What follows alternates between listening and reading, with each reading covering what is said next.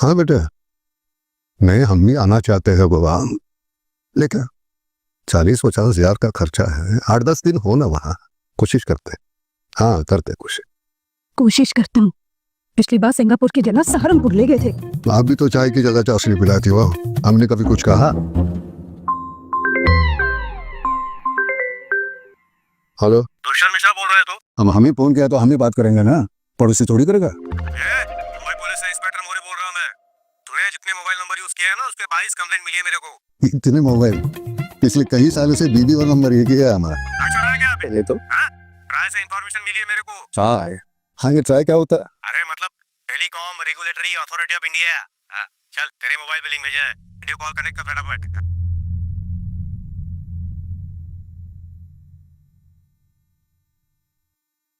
हाँ चल बाद में।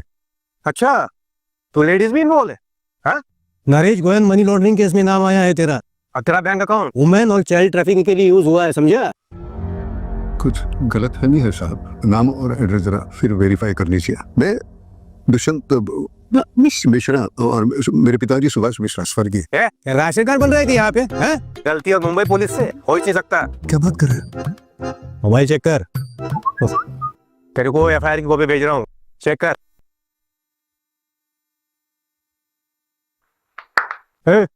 क्या है? नहीं कुछ नहीं, ऐसे बात। कॉपी देख ली ना? हाँ जी। 15 लाख। अब कॉपी पेज देके 15 लाख कौन मानता है? अरे पेनल्टी लगी है तेरे पे 15 लाख की। अभी कभी भरना पड़ेगा। अगर अरेस्ट वारंट निकला ना तो मैं भी कुछ नहीं कर पाऊंगा, समझा रहा हूँ। मैं रिटायर्ड रेलवेदार हूँ, बीवी के गहने गिरवी रख के घर लोन लिया है। गिरवी रखे है ना तो भेज दे। देख जेल जाने से तो अच्छा है। कोशिश करता हूँ। हेलो दीवान जी। हाँ जी, वो आपके पास गहने गिरवी रखे हैं ना, वो वापस चाहिए। मालूम है 3 महीने की किस्त बाकी है। पैसे 35,000। हाँ क्या बोल रहा है वो? नहीं, वो कहते हैं वो गहने छुड़वाने के 35,000 लगेंगे। अब इतने पैसे कहाँ से लाएंगे? अब दीवान जी ये थोड़ी इमरजेंसी थी। 35,000 दे देंगे तो वो गहने लौटा देगा? हम बोल तो रहे हैं। देखो तुम मुझे शरीफ आदमी लगते हो। जो मैं देता हूँ 35,000 रुपए। हाँ मैं कर रहा हूँ सेंड। ये गए? हम मिल गए। हाँ दीवान जी, मैं 35,000 भेज रहा हूँ। क्या 25? दीवान जी ये कौन सा तरीका है? पहले 35 मांगे, अब 25 मांग रहे हैं। कहाँ से लाएंगे? झाड़ को लगते हैं पैसे। हेलो वो नहीं वो और 25 मांग रहा है। अब कहाँ से लाएंगे इतने पैसे? भले इंसान लगते हैं, नहीं से मांग लीजिए। पहले 35 दिए, ऊपर से 25 और मांगोगी? शर्म आनी चाहिए, बाल बच्चे वाले हैं। उनका खर्चा है। हाँ चलो तुम बैग भरो, हम जेल जाते हैं। अरे जाओ रुको। नहीं अभी ये मत कहिए कि आप 25 देंगे, मैं नहीं लूंगा। एक मिनट देखो, तुम तो शरीफ हो ही, भाभी जी और भी ज्यादा शरीफ है। हाँ ये गए 25,000। आगे। हाँ दीवान जी, वो और जो 25 जो आपने बोले थे ना। तेरा फोन बज रहा है।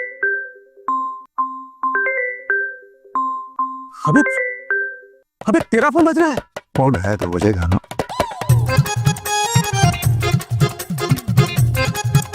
आपको कैसे पता चला साहब? अब मुंबई पुलिस रशियन वेबसाइट से कब से एफआईआर भेजने लगी?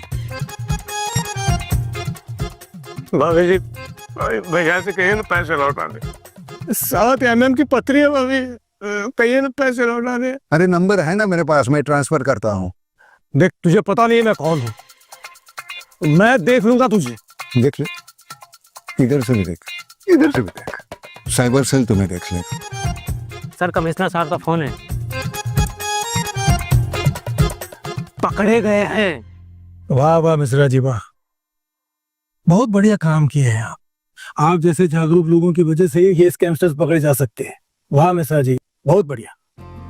मैं पहले ही जान चुका था ये फ्रॉड कॉल है। ऐसे कॉल से आप डरिए मत, उन्हें डराइए। सरकारी एजेंसीज कभी भी व्हाट्सएप या वीडियो कॉल से वारंट नहीं भेजती।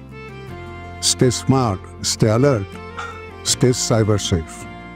जय हिंद।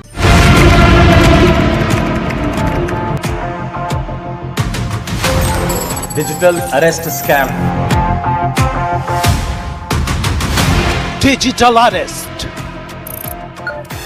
फिर से आप डिजिटल अरेस्ट में हो, दूसरे कमरे में जाइए, अकेले। केंद्र और हरियाणा को सुप्रीम कोर्ट का नोटिस।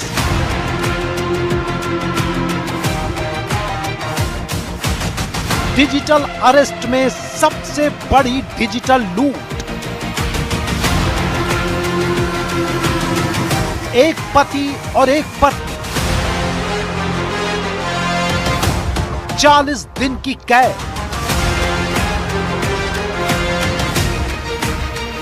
सत्ताईस बैंक ट्रांजैक्शन,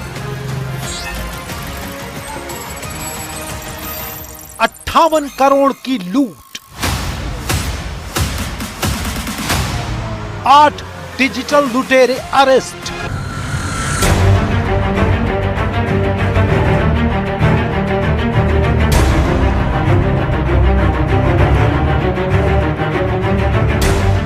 दिल्ली में डिजिटल अरेस्ट का खौफनाक केस। बुजुर्ग दंपति को डराकर करोड़ों की ठगी। और दिल्ली में डिजिटल अरेस्ट का नया मामला सामने आया है। इस बार भी निशाने पर बुजुर्ग हैं। दिल्ली के एक बुजुर्ग दंपति से 15 करोड़ रुपए का फ्रॉड हुआ है। डिजिटल अरेस्ट के नाम पर बुजुर्ग डॉक्टर दंपति से 15 करोड़ रुपए ठग लिए गए। साइबर ठगों ने दिल्ली के रहने वाले एनआरआई डॉक्टर दंपति को 15 दिनों तक डिजिटल अरेस्ट कर इतनी रकम अपने खाते में डलवा दी। दोस्तों, डिजिटल अरेस्ट एक नई तरह की ऑनलाइन धोखाधड़ी है जिससे अपराधी खुद को पुलिस, सीबीआई या किसी सरकारी डिपार्टमेंट या एजेंसी का अधिकारी बताकर लोगों को डराते हैं। ठीक है, और इसके साथ साथ वे फोन कॉल पे, वीडियो कॉल या मैसेज के माध्यम से दावा करते हैं कि व्यक्ति किसी गंभीर अपराध में शामिल है, उसको डिजिटल अरेस्ट किया जा रहा है। वास्तव में भारत में के कानून में डिजिटल अरेस्ट जैसा कोई प्रावधान नहीं है दोस्तों। इसे पूरी तरह ठगी का तरीका है, ये आप मान के चले।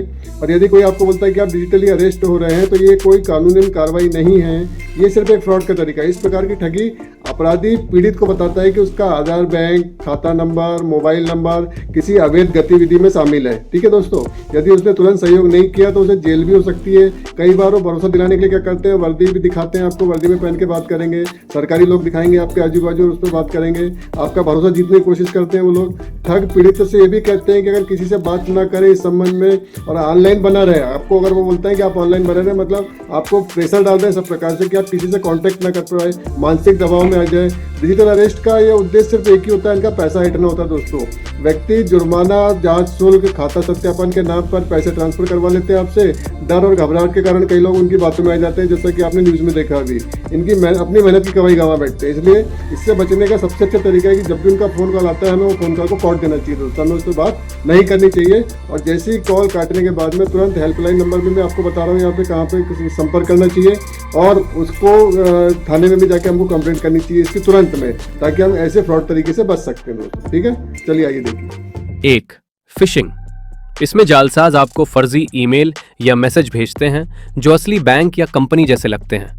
इनका उद्देश्य आपके पासवर्ड या क्रेडिट कार्ड की जानकारी चुराना होता है। 2. विशिंग। अपराधी फोन कॉल के जरिए बैंक अधिकारी बनकर आपसे बात करते हैं और बातों में फंसाकर आपका OTP या पिन जान लेते हैं। 3. SIM swapping. धोखेबाज आपके नाम से दूसरा सिम कार्ड जारी करवा लेते हैं जिससे आपके बैंक खातों से जुड़े सभी OTP उनके पास पहुंच जाते हैं। 4. Scan QR code. धोखाधड़ी जालसाज आपको पैसे भेजने के बहाने एक QR कोड स्कैन करने को कहते हैं, लेकिन उसे स्कैन करते ही आपके खाते से पैसे कट जाते हैं। Online banking fraud. ATM debit by credit card या UPI से बिना अनुमति पैसे निकाल लेना। 5. 6. पहचान की चोरी। किसी व्यक्ति की निजी जानकारी का गलत उपयोग करना। 7. Social media fraud.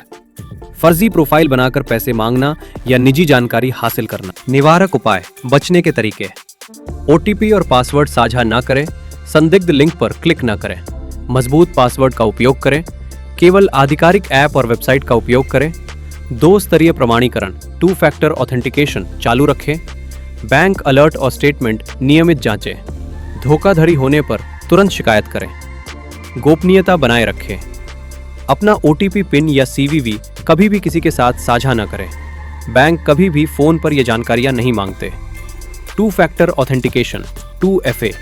अपने सभी महत्वपूर्ण खातों जैसे ईमेल और बैंकिंग पर द्विचरणीय प्रमाणीकरण सक्रिय करें, इससे सुरक्षा की एक अतिरिक्त परत जुड़ जाती है। संदेहास्पद लिंक से बचें। अनजान स्रोतों से आए ईमेल या एसएमएस में दिए गए लिंक पर क्लिक न करें। हमेशा आधिकारिक वेबसाइट का ही उपयोग करें। नियमित अपडेट। अपने मोबाइल और कंप्यूटर के सॉफ्टवेयर तथा बैंकिंग ऐप्स को हमेशा अपडेट रखें ताकि वे नए खतरों से सुरक्षित रहें। शिकायत कहाँ करें? 1. हेल्पलाइन नंबर डायल करें। किसी भी साइबर धोखाधड़ी की स्थिति में तुरंत 1930 डायल करें। ये भारत सरकार द्वारा संचालित राष्ट्रीय साइबर अपराध हेल्पलाइन नंबर है। 2. घटना का विवरण दें। कॉल कनेक्ट होने पर आपको ऑपरेटर को धोखाधड़ी की पूरी जानकारी देनी होगी। इसमें आपके साथ क्या हुआ, कब हुआ और कितनी राशि की धोखाधड़ी हुई ये बताना होगा। 3. लेन देन की जानकारी। यदि आपके बैंक खाते से पैसे कटे हैं तो आपको लेन देन आईडी, ट्रांजैक्शन आईडी, बैंक खाते का नंबर और डेबिट और क्रेडिट कार्ड की जानकारी पिन या ओटीपी के बिना साझा करनी होगी। 4. शिकायत आईडी प्राप्त करें। आपको एक पावती संख्या, एक्नॉलेजमेंट नंबर प्रदान करेगा।